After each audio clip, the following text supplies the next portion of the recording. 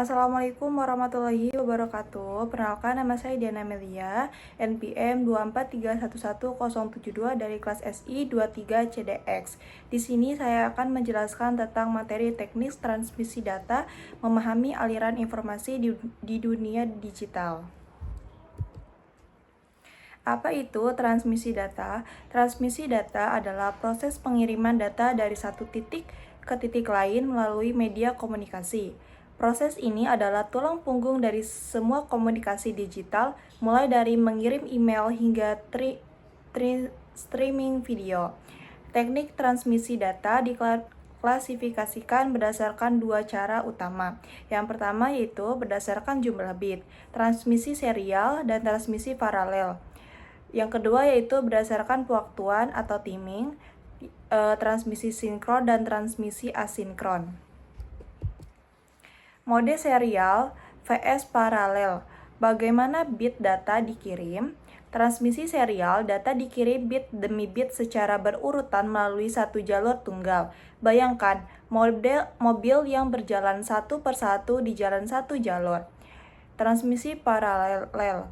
Beberapa bit data dikirim secara bersamaan melalui beberapa jalur paralel, seperti model yang berjalan berdampingan di jalan tol multi jalur.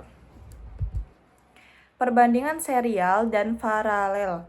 Fitur kecepatan lebih lambat per siklus namun bisa sangat cepat pada frekuensi tinggi.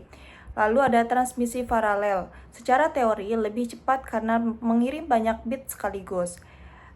Fiturnya yaitu biaya dan kabel. Transmisi serial murah hanya buat satu jalur, transmisi paralel mahal butuh banyak jalur atau kabel. Fitur jarak sangat baik untuk jarak jauh, masalah sinkronisasi minimal.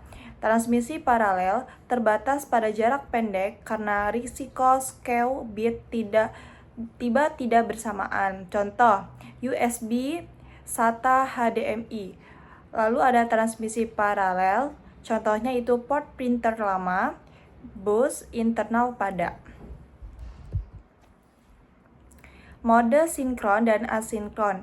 Bagaimana pengiriman diatur waktunya? Transmisi asinkron, data dikirim per paket kecil atau biasanya satu bit atau karakter dengan bit start dan stop sendiri, tidak memerlukan sinyal waktu atau clock bersama. Lalu ada transmisi sinkron. Data dikirim dalam blok besar atau frame yang berkelanjutan, diatur oleh sinyal clock yang sama antara pengirim dan penerima. Faktor penentu pilihan teknik. Memilih teknik transmisi yang tepat adalah tentang menyeimbangkan berbagai faktor. Tidak ada solusi yang cocok untuk semua. Kecepatan atau spin, seberapa cepat data perlu ditransfer, kebutuhan throughput tinggi seringkali menentukan pilihan. Jarak, seberapa jauh data harus berjalan, transmisi serial lebih unggul untuk jarak jauh. Biaya, berapa anggaran yang tersedia, transmisi paralel lebih mahal karena memerlukan lebih banyak sinkroid dan kabel. Keandalan, apakah data sensitif terhadap error? Teknik yang berbeda memiliki mekanisme deteksi dan koreksi error yang berbeda pula. Studi kasus Universal Serial Bus atau USB. USB adalah contoh sempurna dari evolusi teknik transmisi meskipun namanya serial bus. Ia menggabungkan beberapa konsep untuk mencapai kinerja tinggi. Dasar serial, pada intinya USB mentransfer data secara serial untuk mengatasi masalah jarak dan biaya. Yang kedua yaitu sentuhan asinkron. Komunikasi diawali secara asinkron, perangkat memberitahu host saat siap, cocok untuk perangkat plug and play. Transfer sinkron. Setelah koneksi dibuat, data besar ditransfer dalam mode sinkron, terjadwal untuk memastikan throughput yang stabil, penting untuk audio dan video.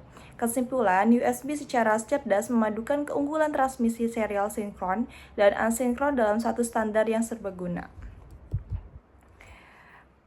Sekian dan terima kasih dari penjelasan saya. Saya akhiri. Wassalamualaikum warahmatullahi wabarakatuh.